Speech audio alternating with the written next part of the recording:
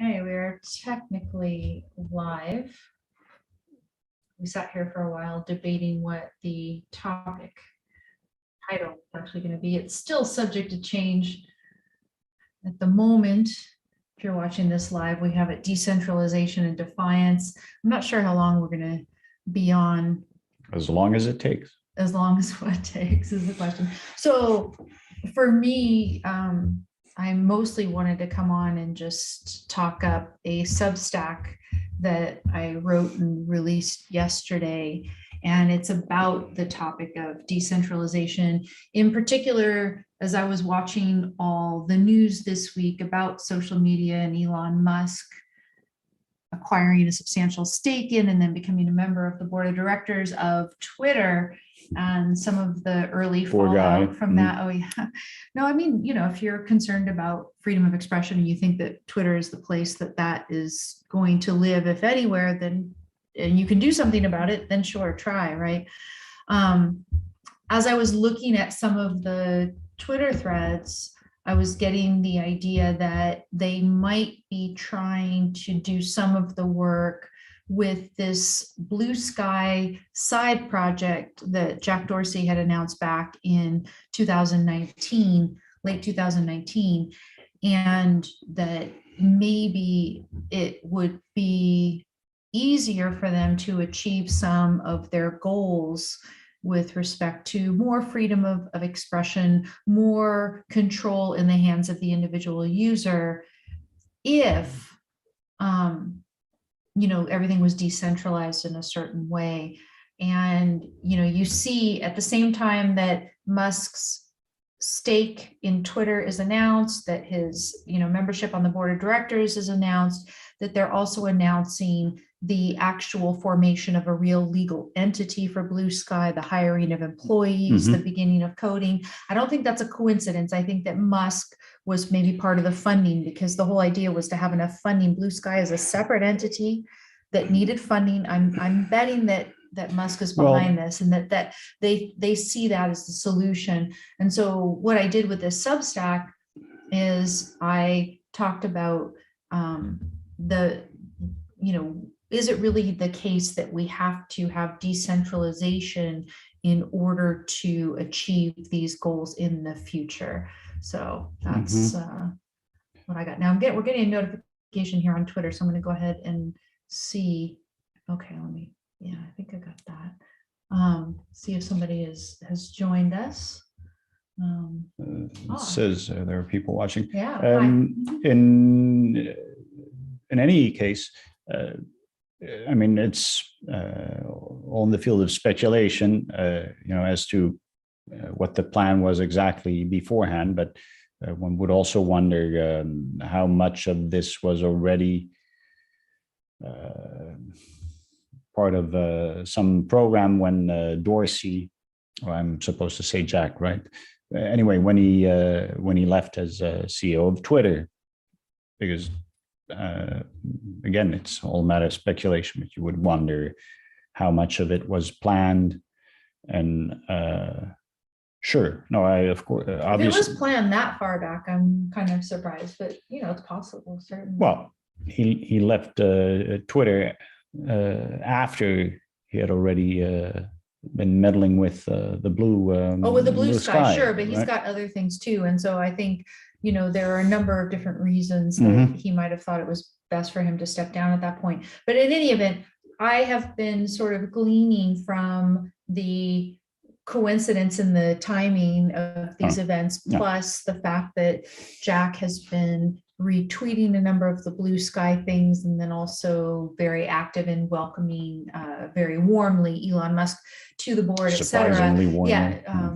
Well, I don't know that it's surprisingly, because there was, again, I've been watching some of these threads, and somebody had shared around some comments that Dorsey made, I believe a couple of years ago, about Musk, very complimentary, saying, he cares about the world and et cetera. And then Dorsey replied when somebody had shared this, he says, still true. So, I think that there is quite a bit of overlap. You know that Musk has a bit of an environmentalist bent to him. He is very much cheering on the success, as he sees it, of wind and solar energy. Well, yeah, well, right. So that's his part of his business ventures, of course. And so and as sort of social media CEOs go, Dorsey is the one that's got a bit more defiance in him in terms of when he goes to those congressional hearings. I think he was tweeting during one of them, which is just classic. It's great. But also he is more, I believe, truly free speech minded and was truly trying to conduct Twitter that way up to a certain point. In any event, I think what I have said before, tweeting and otherwise, is true, which is that there is a huge sort of ship, a steamliner, which is Twitter. I believe they have over 4,000 employees, maybe 5,000. And so many of them are bent on the direction that they've been going, which is increasingly censorious. And to steer that in a dramatically different direction would take quite a bit. I'm not saying it's beyond Musk, but the easier way to do this, instead of really going in and sort of changing a whole centralized social media platform, would be to say, oh, well, the intent had always been to adopt a bit more of a decentralized protocol, take some of the responsibility off of a corporation to say what can and can't be said on a social media network, and instead have more decentralization. Mhm. Exactly what that's going to look like is not really clear, but I could see them using that as a way to avoid the confrontation with thousands of employees who don't like the values that are going to be implemented. That's my point. So I understand. The question is, of course, what does decentralization mean, and who or what are these decentralized entities going to be that are going to do the moderation or the selection. I mean, you can imagine how these Twitter worker committees, the usual pressure groups, would be happy to be one of those decentralized decisional centers, right? Yeah, I mean, I think that, at the extreme case, you could say at the individual basis, on an individual basis, each person is choosing to, for instance, have a filter for what they're going to see in this space, that they, for example, would want to use, Parler uses Hive, for example, and Hive has AI that is quite good with respect to threats and also with respect to what is commonly called hate speech. But I like to be more precise. I like to say, attacks on the basis of race and sex and sexual orientation, religion, etc. And you could say, as an individual, I'm going to choose to use these filters, have interstitials, little splash screens, covering that sort of material. I also choose, for example, I'm going to follow XYZ people. Sure. I want the feed delivered to me. And if I follow them, they just pop up chronologically. Right? Yeah. So you choose the algorithm, you choose the filters, you choose as an individual, you choose everything. Another thing you can imagine that would still be decentralized would be, you don't have huge corporations like Twitter, but you have maybe smaller groups that curate a constellation of feeters that would include filters, interstitials, and things like this, or more subject-based groups, or etc. Sure, no, and I understand completely. But aren't you reasoning? Aren't you projecting your own hopes for how exactly they're going to implement decentralization, because I can imagine, and we were talking about this before, that the very technical nature of the process may mean that for all these choices to end up with the individual user, it's perhaps not going to happen quite that simply. Yeah, I would think that a decentralized solution is often going to be more difficult for the less tech-oriented types to use. It would It's be like installing Linux. harder to yeah. understand. You know, you talk about the fact that there's open source code, but if you can imagine that even if you have full access to all the code, that, for example, a professional can spend hours trying to debug something and not figure out what is causing a certain error on a platform, for example.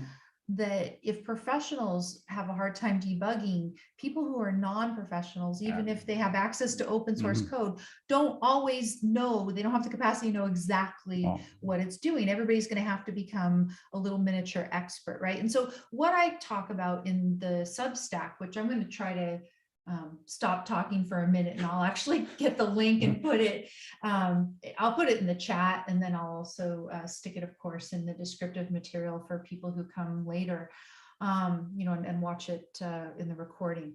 But in the Substack, what I talk about is that if this is not absolutely necessary as a step, if decentralization is not the only way to achieve the goals of a, you know, doing social media right. And what I mean by doing social media right is that you are upholding the values of free expression, free thought, freedom of association, that you are being transparent, both about what data you are collecting, how you're collecting it, and you know, what is done with that data.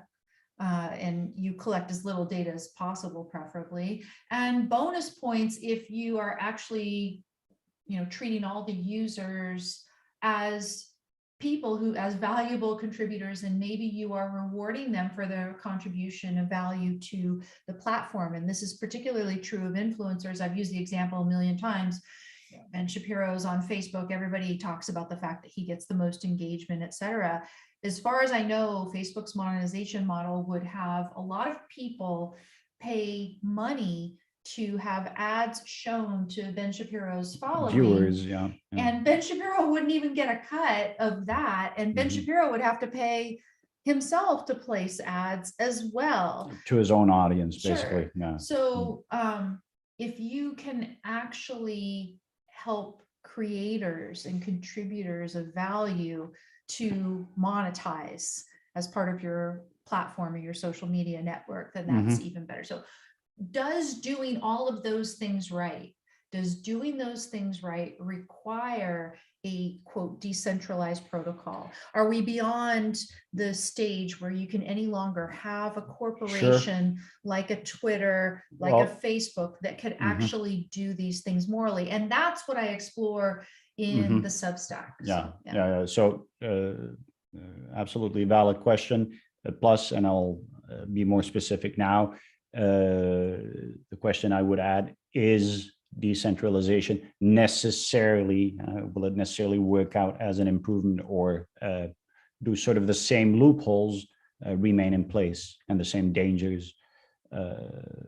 So basically, if both of that is you know, are valid questions, it means that even if you're going to decentralize, you're still going to have to resolve a number of issues that we've encountered. I mean, we in the sense of critical social media users. Sure. And I'm starting to think of really crazy old analogies like railroads, where if you wanted to go from city A to city B, and from, you know, some point in the middle, you know, from city A to one point in the middle, then the track is laid at, I don't know, however many inches apart, right? The two rails of the track.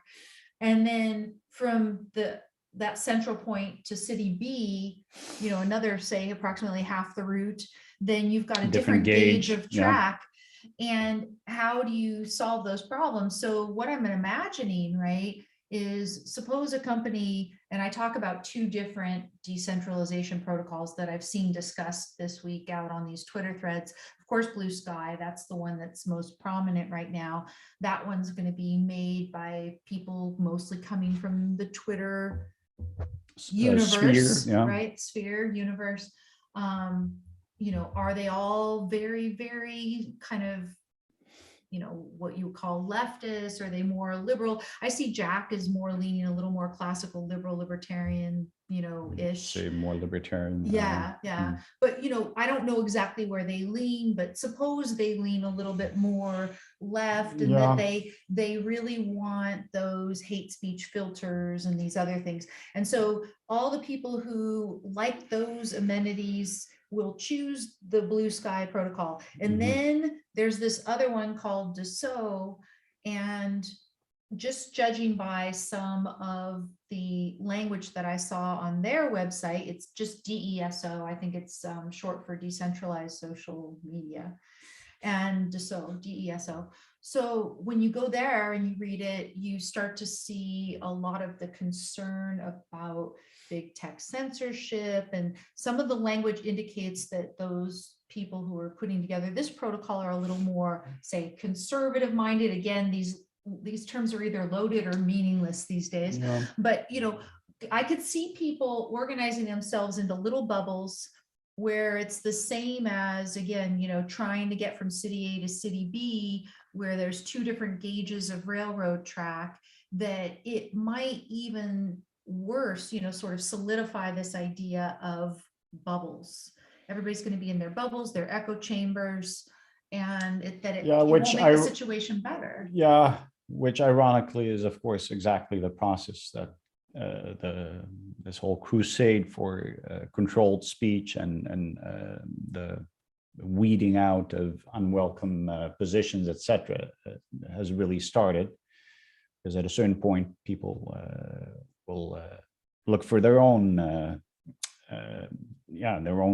echo chamber, and no longer be subject to rules of the others. Of course, the first signals coming from what was it, Truth Social, about them doing their their specific moderation about certain critical comments, right? Pretty much shows you that. Yeah, sure. So at that point, the idea of having this neutral market square where people can exchange viewpoints, which, as far as I would understand it, assumes that there are differences of opinion, right? Otherwise, what business do you have there to begin with? Anyway, that is really a lost,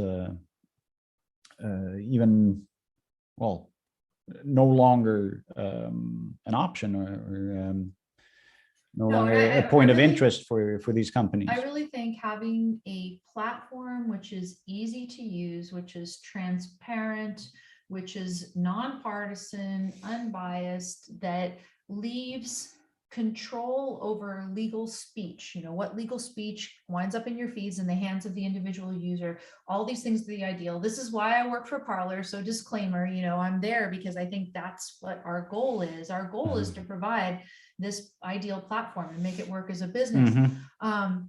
I don't think that we have to give up on that yet. And what I talk about, again, I'll have to let you talk, and I'll have to get my my thing up here, but and I keep wanting to talk in the middle and not get it.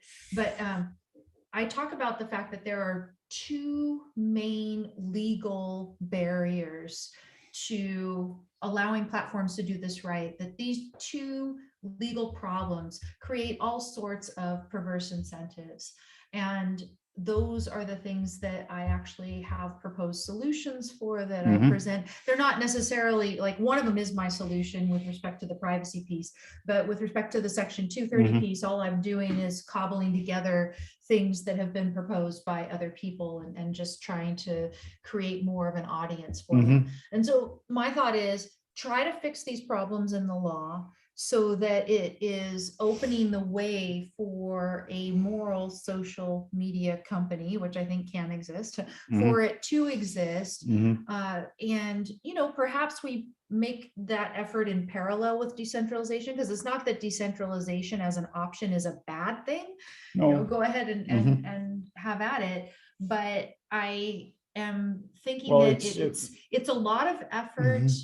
And, you know, it's like, again, an analogy that I put in there was, it's like setting up a huge tax shelter to get around certain new, you know, taxes and different penalties and things that are in the code. You can come up with all different ways to structure your businesses or trusts or different things in order to get around taxes, but it makes your life a lot harder. And why not, if you can do something more straightforward by fixing problems that are getting in the way of offering this sort of product, why not try to make the legal climate more hospitable? Sure. It's in a sense, it's the mistaking of means for the issues themselves, right? Because even if you decentralize the exact processes that you subject your stream to, if for one reason or another the type of interventions we're dealing with now still continue, you will have solved exactly nothing, and potentially you're even worse off, because you know, the whole playing field becomes even more complicated. So for people who do not have a technical background, etc., there'll be even more loss, etc. So that's also why I asked you, isn't there something to do in the field of contractual law, where you work towards a situation where, and you've suggested in the past that you could do this via the introduction of categories, right? Privacy categories that, you know, under social media contract type A, you know that they're going to grab whatever they can and delete whatever they want. Turn on the cameras while you're sleeping. Right. So anyway, so, you know, you offer clear options that can be simply understood by you know, by an average Joe, and then they know exactly what they sign up for. Whereas now it's really, you know, it's not transparent at all. So that's a question I asked you. Isn't that also where more action is probably wise? No, it's true. And so trying to simplify and make more understandable a lot of these documents is a worthy goal. And this is where, you know, I've always talked about, is there even a role for something like an FTC, a Federal Trade Commission? Is that even a proper function of government, right? If you are a very principled objectivist, or, you know, what a lot of people call libertarian, some people would say all of these alphabet agencies in government don't even serve proper functions at all. But you could imagine a Federal Trade Commission doing something like what the Copyright Office does. I mean, the Copyright Office basically provides a standard agreement that people can use to protect their intellectual property. And couldn't the Federal Trade Commission, if it was serving a valuable function as opposed to just haranguing social media companies and trying to grab data, maybe they could offer some of these standardized agreements for people and help to make them as simple and fair as possible, while still, again, preserving the freedom of contract, because it's not, the point would not be to constrain what sort of contracts can be made at all,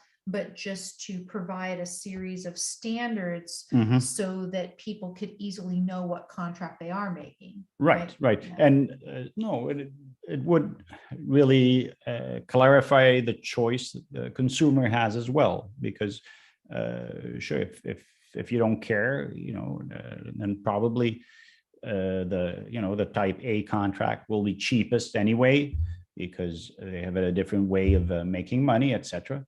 So, I mean, you can imagine all that, right? And maybe it's even the largest market share, just for the simple fact that it would be cheapest.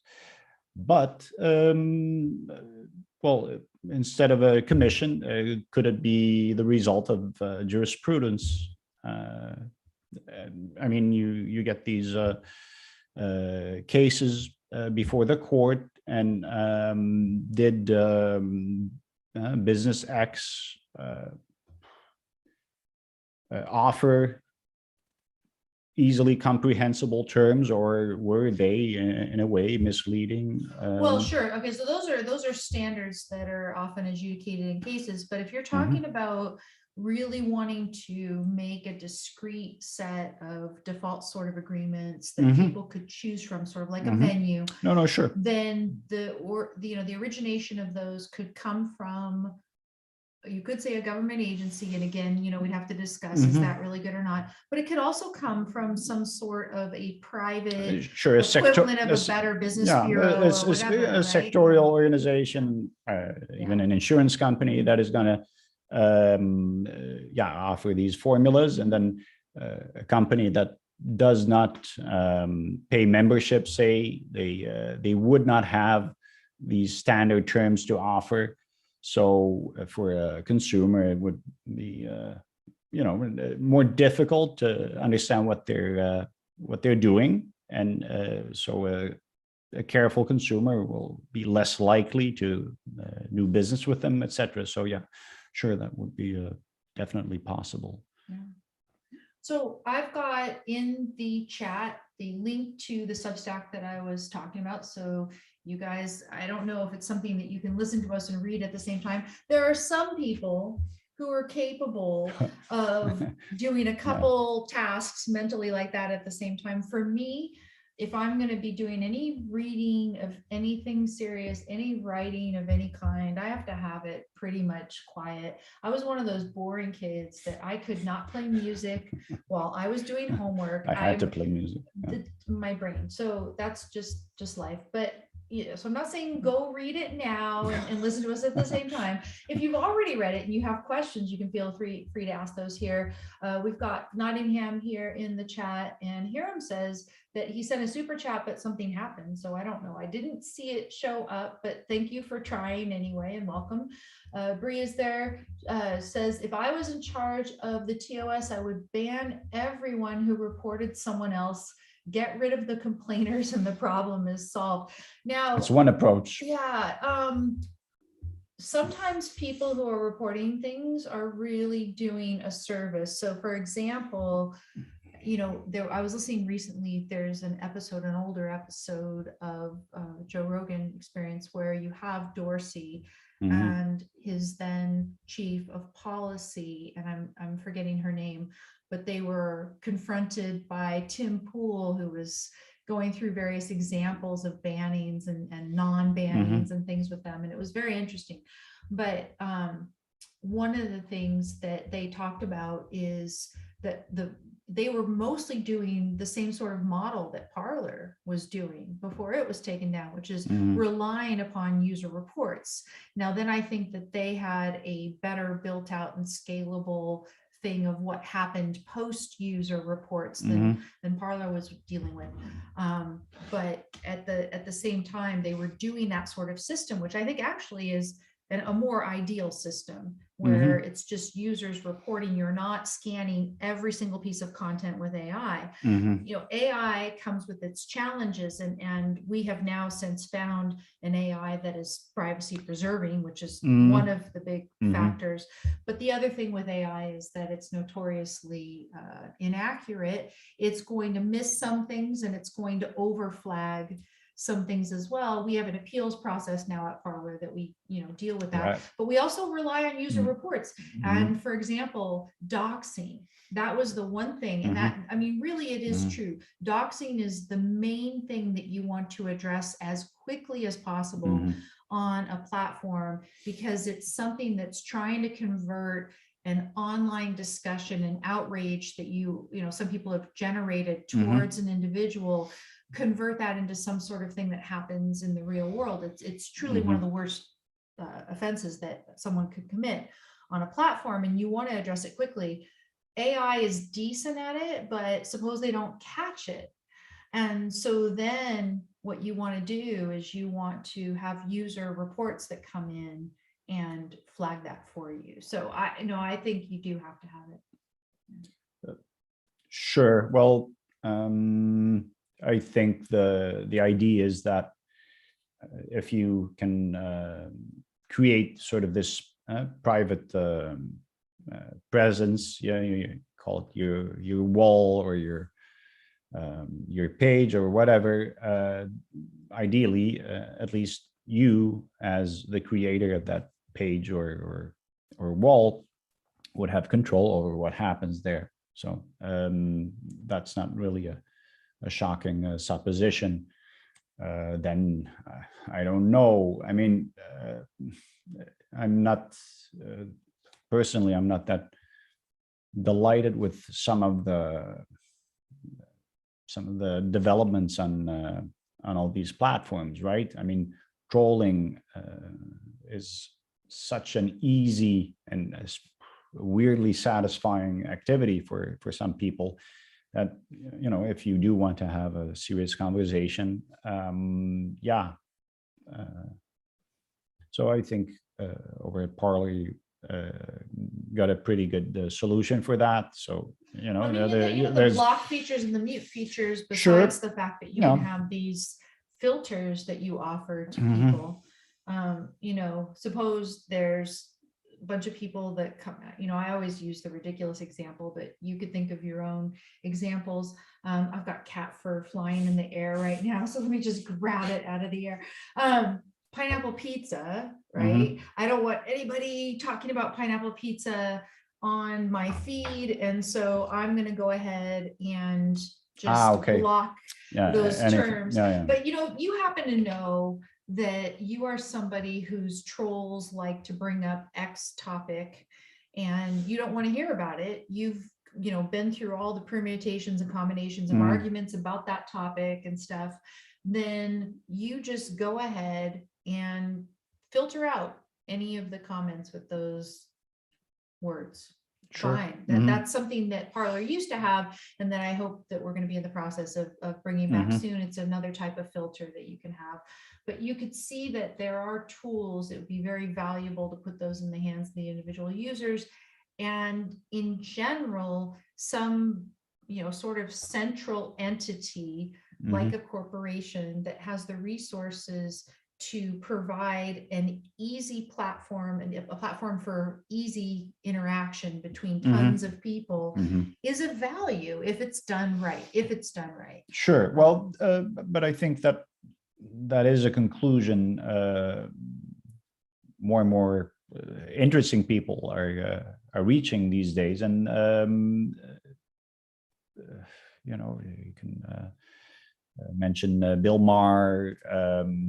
I was talking to you about David Mamet, the screenwriter, the other day, who has also come out sort of with the same perspective. And there are many more. I told you about, and I didn't watch all because it was awkward, seeing Sean Penn on Sean Hannity. There was this collision of perspectives, a collision of worlds.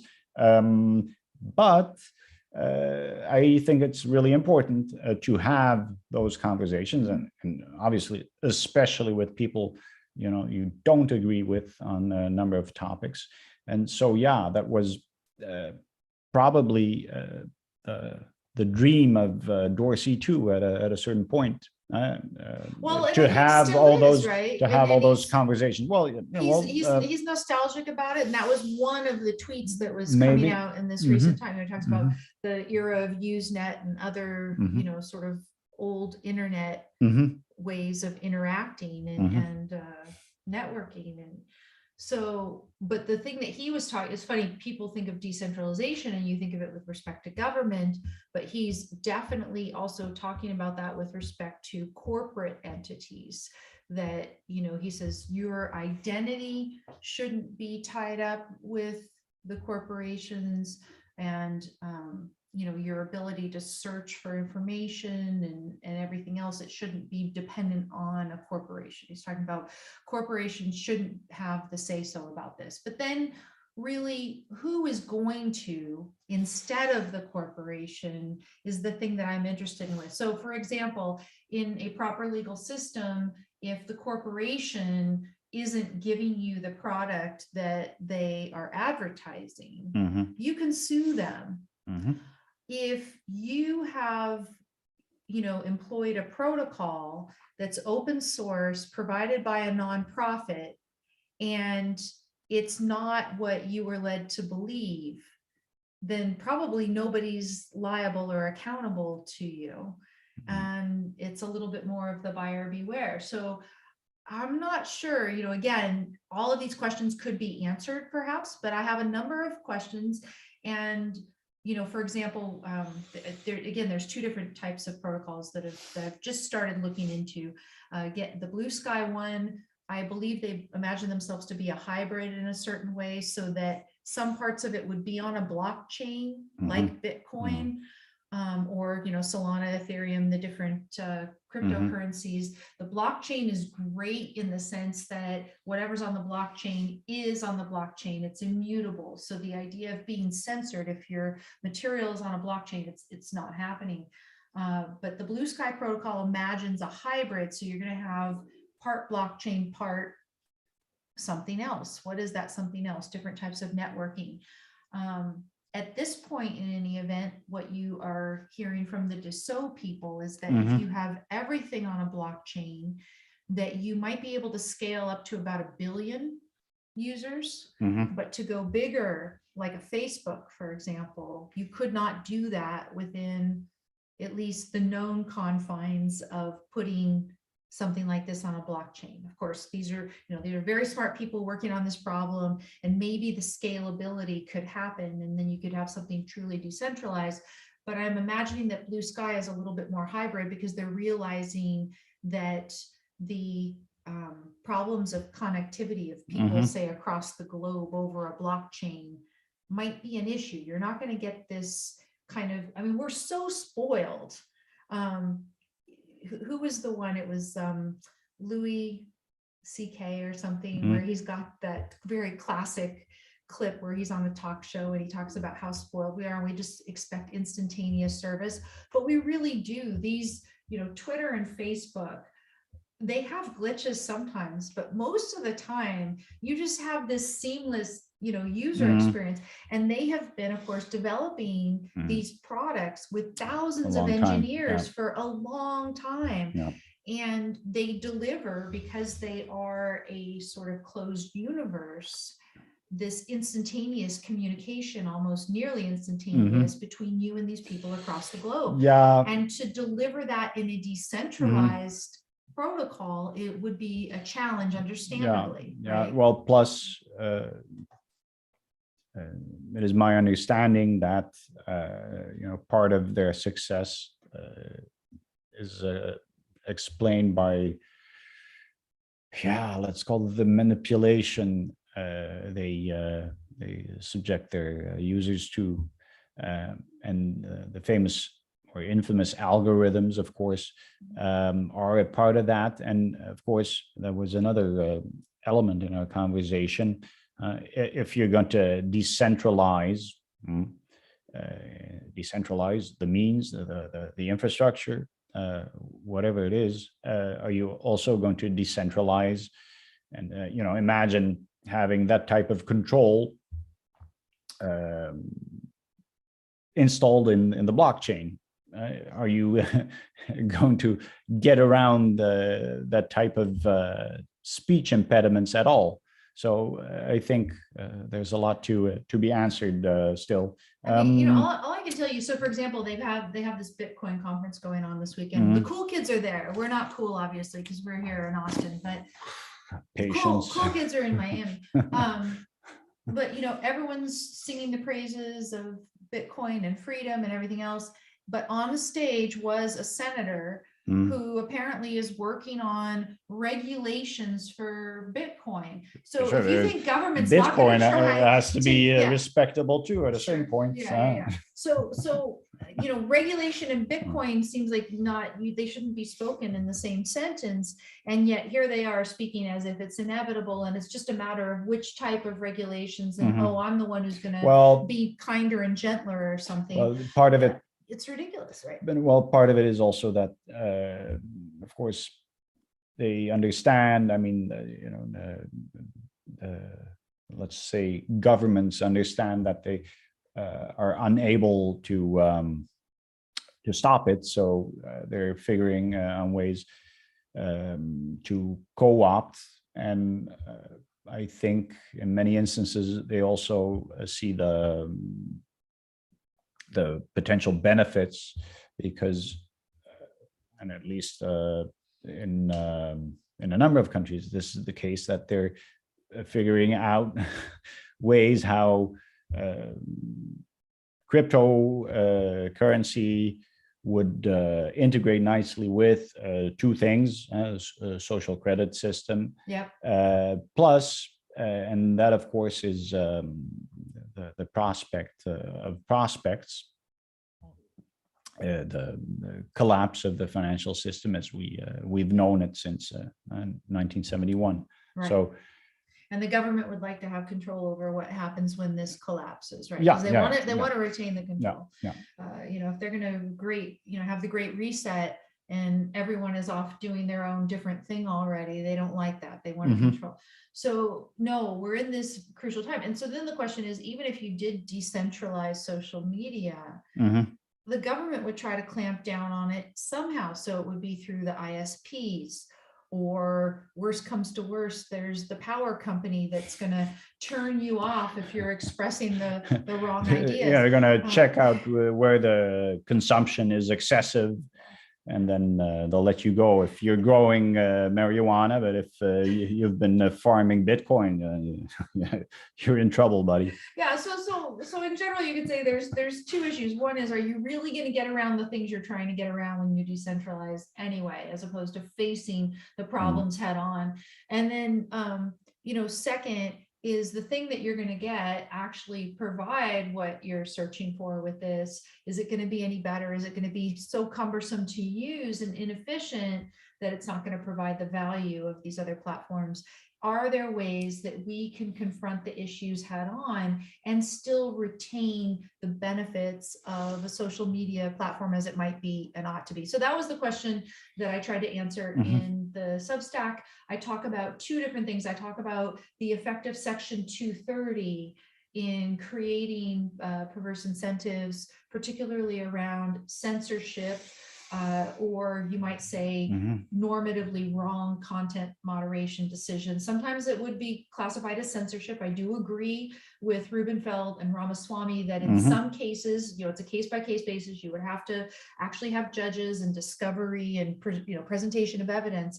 But in some cases, you have the social media companies doing the bidding of government officials, doing what the government officials could not do directly. Otherwise, it would be censorship, and they're choosing to do it, choosing voluntarily. So I think the state action theory has some application. There are also situations in which they're just making these normatively wrong decisions. Section 230 would, if it was treated properly, and I don't mean amended, I mean interpreted according to Justice Clarence Thomas's recommendations, I think you might be able to fix that. I don't think the repeal of Section 230 is required. It might end up being, we could have sort of a legal philosophy discussion about whether the wrong incentives are created simply by enshrining Section 230 as a rule versus having it be a principle of jurisprudence. It gives a procedural advantage to platforms and actually maybe forecloses on certain types of discovery. Evidence will never come forth if you have this bright line rule of Section 230 versus principle. Well, maybe. Okay. Well, But bright this, line, again, it's not that bright, that line. well, I mean, they've been treating it as too bright is the problem. And that's really what Clarence Thomas is talking about. Clarence Thomas is saying that, and increasingly you're starting to see some of it.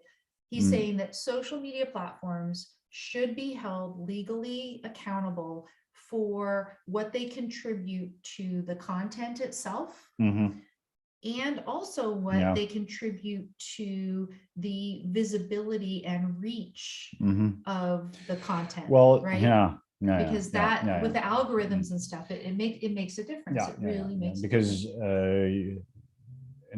on all these platforms, you do not create your own feed in any reasonable sense. So it's I think it's one of the most vital aspects of the whole thing, and especially where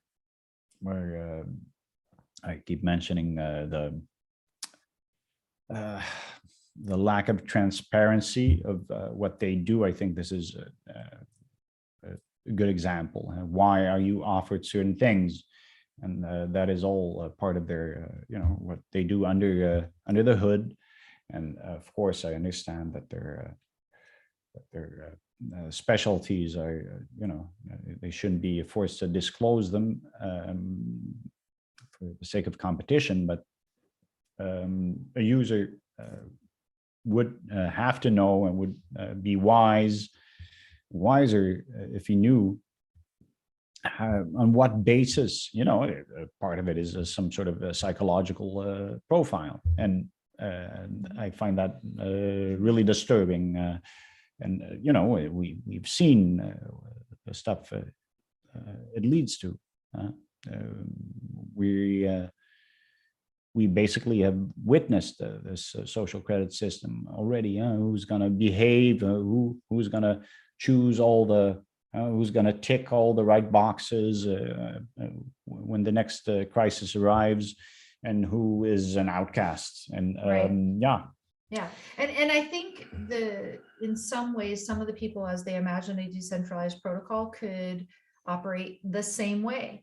So for example, people have talked about badges that you would earn based on trustworthiness, something vague like that. And so imagine you have your permanent identity on the blockchain, and some protocol that a bunch of people follow assigns you some badge. And based on the opinion it of will who? stick I to don't you know. forever. Yeah. So I don't see how it's much different, right? Decentralization could just sort of be mob rule for the internet, and that's no good either. This is, anarchy in effect. And I don't know that doing social media via anarchy is going to be any better than by a centralized authority. If you have a just centralized authority, it's going to be the issue of anarchy versus whether government is a necessary good all over again, but in a different space. Anyway, the second issue, and I'll just highlight it here, and then I want to talk a little bit before we go about Benjamin's got a Substack that's fun as well. The other issue that I talk about in the piece is, of course, the third-party doctrine, which I've been talking about for years. But the reason that I've been talking about it is because I think it does have effects on social media and elsewhere. Again, the third-party doctrine says that if you share information with a third party, which could include telephone companies, banks, and of course, social media companies, once you share that, you no longer have what is known as a reasonable expectation of privacy in that information. Those are magic words, which in the law mean that the government can obtain that information from the third party without a warrant, without probable cause, without particularized suspicion. So if the government wants all this personal information about you, they're investigating you, they don't have to come and present you with a warrant and say, give us this information, the way the old days worked. They go Well, to yeah, Facebook, they go let to us in. We have a Twitter. warrant. We're gonna Yeah. search the building. Yes, exactly. So they go to these third parties who don't care about you mostly. And they No, and of course, and here is, where the state actor theory becomes very concrete. What they do care about is of course, is having a workable relationship with the authorities. right. So take it. Yeah, We'll get it for you. Yeah. So And so, this information, I mean, first of all, so imagine just having that principle in the law would, make somebody, for instance, at a Facebook who is saying, hey, if the user shares this information with us, then they don't really consider it all that private. So it's okay if we give it to a Cambridge Analytica or, all of the different scandals that you've heard about with Facebook and who they shared their information with and how and whatever. But there So have I been think so it many. creates that sort of lax attitude about the data, even within the private sphere. But certainly what it does is it gives incentives for government to start trying to get their claws into social media companies so that they can have more easy, reliable, regular access to this data. So the FTC has gone after Facebook, and each consent order gives the government more control over and more visibility into Facebook. And that was stuff that I was working on before. So I think kind of cleaning up that area of the law would also make it possible for a social media platform to operate morally, because then in order to kind of, supersede a contract between a social media company and a user, the government would have to actually come and present a warrant based on probable cause and particularized suspicion in order to get that information. I think that would make social media a much better place. So I think those two changes in the law, if they were achievable, and again, that's a big if, because we don't know what state the legal system is in, that those could be tried either alongside or before resorting to decentralization. That's my view. No, I think you're right. No. So Nico agrees with me.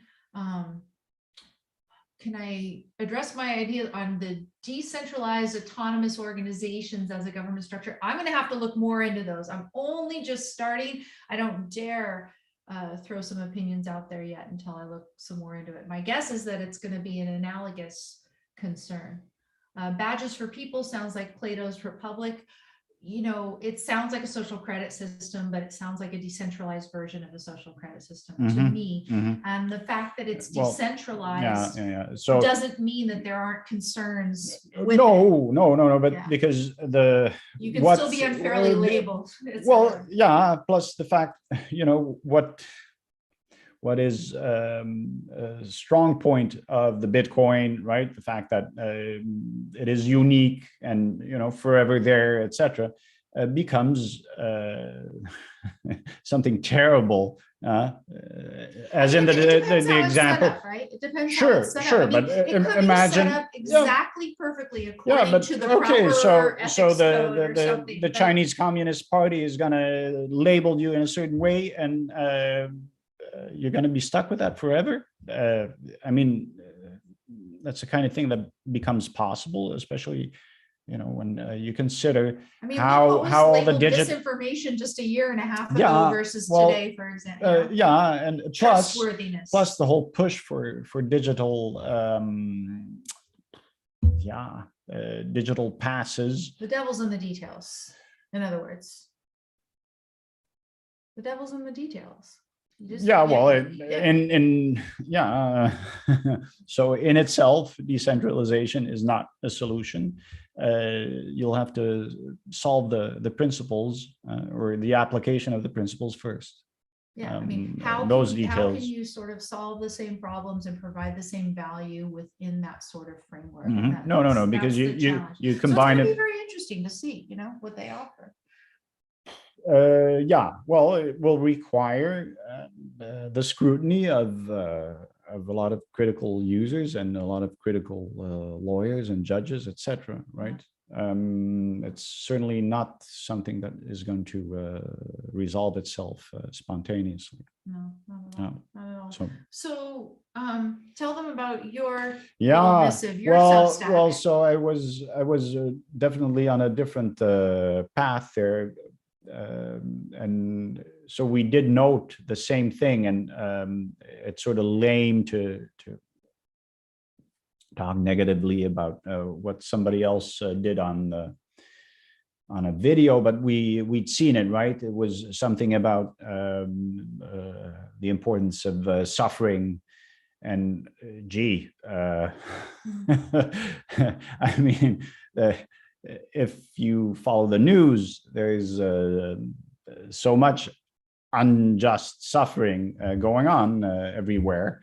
That is something that I want to resist, and I find it difficult to to remain optimistic and forward looking, etc. So at a certain point, what trick do we all have up our sleeve? It's you try to laugh about something and you try humor.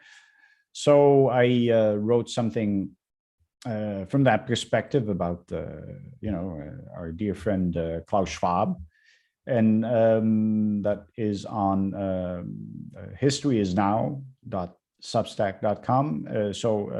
It is not a serious book review, so this might You spoiled it now take for away a everybody. bit of the fun in it. But anyway, somebody I'll admit it, I laugh at my own jokes sometimes. So I did when while I was writing it. But I think and this is maybe a bit ironic that I want to say something serious about humor, but I do think it's one of the big challenges. Well, that I have in a time as this, but I think many other people have it. How do you go about resisting very ominous developments? And it's definitely not by letting yourself lose your spirit. So that is why I was why it was satisfying to write something in this direction, because I probably am a sort of a tedious mad writer sometimes, and so sometimes to take it from a different angle is refreshing. So hopefully it's refreshing to you too. It's either that or pet a cat like this a lot. Yeah, no, definitely, Yeah. definitely a purring cat is one of the more ethereal consolations. Yeah, but so suffering, if there is a lot of suffering in the world, there's a lot of suffering that the news is either telling you about or promising or warning you about in the future that you will be suffering in the future. Of course, we did survive the winter of death. Remember the winter of death? We survived that. So I'm thinking that, we might have a decent chance of surviving the great starvation that is coming up. Although I'll tell you, okay, so I went to the store to get dog food. The dog food that I buy, the unit that I buy was normally between $12 and $13, closer to $13. it is now nearly $17, and the jump was made in just several weeks. And I can assure you, So- it didn't taste any better. Not that.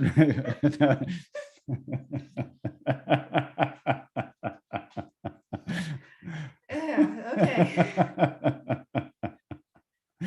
No, but it's crazy, and of course, I mean, we have inflation to, Yeah. they're promising stagflation. There's a whole SHIT show lined up for us. If you Yeah. spell it out, do you get censored? I don't know. No, it's, I wasn't brought up that way. When I watch JP Sears, he won't even say COVID. He won't say, like, he has some cough that he does at the same time or whatever, because he's thinking somehow he's going to get Yeah. past Yeah. the censors. Mhm. I don't know. I can't censor myself, but anyway, no, we try to laugh about it. By the way, JP also has a video about Klaus Schwab, and he's pretending to interview rip Schwab, off, which is fun. rip off. Yeah. Okay. I'm gonna tell him. No, I think your book is sometimes more creative. It's funny with JP. Again, humor is necessary right Mhm. now. Sometimes with his videos, they're just so Yeah, dead no, on that they aren't even no. funny. No. So, and I tell him, I met him before, so sometimes I was telling him with certain ones, like this one I could not laugh, that one I really could, and what's the difference? But yeah, hear him says, doggies and kitties are not animals, they're people, they're living creatures that have feelings and emotions. Well, I don't know about that, but they are certainly amazing at times. Now this one I was going to try to pick her up again, and she's a little feisty. She doesn't always want to be picked up. Now she's going to claw me a little bit. Yeah, cats are odd. They're really, but this one's amazing, and yeah, it adds joy.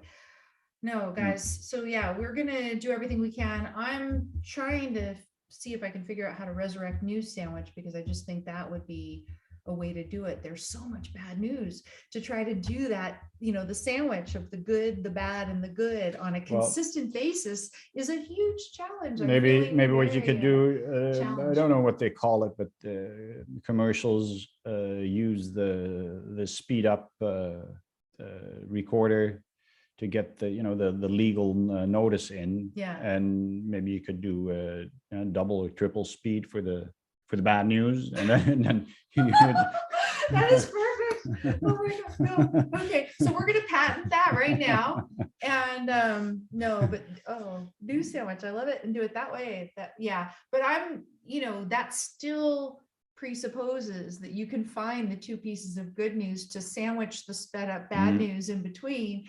I'm going to work on it, because I think, yes, as Bree says, watching the news is the cause of suffering. If we can, figure out a way to balance at least the good with the bad. Oh, there's one other thing that I've done, and it's so trivial, but it does just put your mind on something that seems a little bit more positive. I got addicted to Wordle.